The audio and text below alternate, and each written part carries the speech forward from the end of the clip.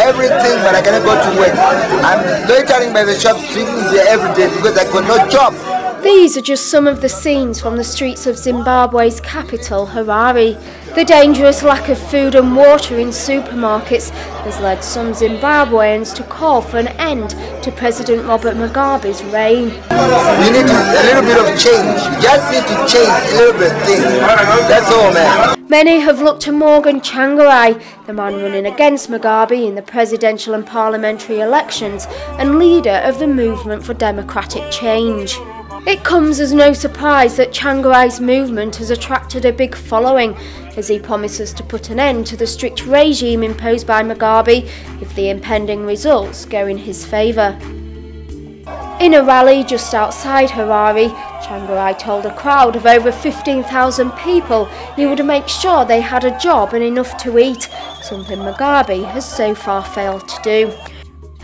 You will have saved so many friends. What Robert does not understand is that he can no longer steal this vote again with the Huddersfield businessman and supporter of the Movement for Democratic Change, Alan Fish, gave the Examiner an exclusive insight into the poverty-stricken country when he arrived there just days before last month's elections. It's very depressing. The shops are empty because the traders daren't risk buying things because they know when they buy things that the inflation will eat into their profit. So it's better not to supply anything in the supermarkets, so there's just a few basic staples in and sometimes not. Mostly it was about their day-to-day problems that they were having and how they were trying to cope with no services and no job and bad roads and one of the big problems is fuel and transport, which makes it expensive to get a job.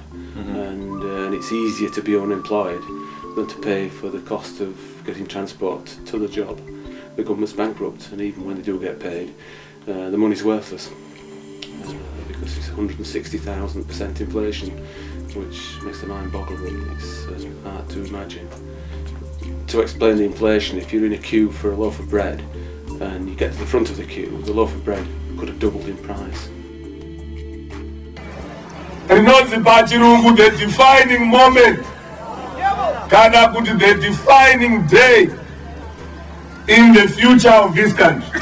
That was fantastic. I mean, ultimately there were about 15,000 people there in the stadium. It was a football stadium, and in the morning they were all walking. They had to walk. I mean, there's no transport, so they were virtually all day they were walking to the stadium in the heat. Nothing to drink, nothing to eat. There were no facilities like we would have at a stadium. And they sat in wait for him 4 hours to turn up in the afternoon, and it was a fantastic party atmosphere. It really was. Everybody was there voluntarily. People were going there because they wanted change, and they wanted Tsvangirai to bring that change.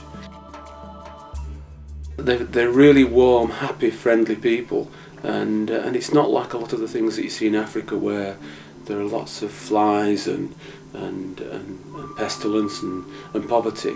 People, they've got a good structure, and if they were to become successful again, then it would be an easy transition. They're very, very polite people. They are very, very optimistic and that something's going to happen. They're very depressed about what's happening at the moment, of course, but ultimately I think they're optimistic. I hope and pray that it'll be the answer will be that the Western governments will put pressure on the Southern African leaders to put pressure on Mugabe to go. I mean, Mugabe's 84, he's not going to last forever.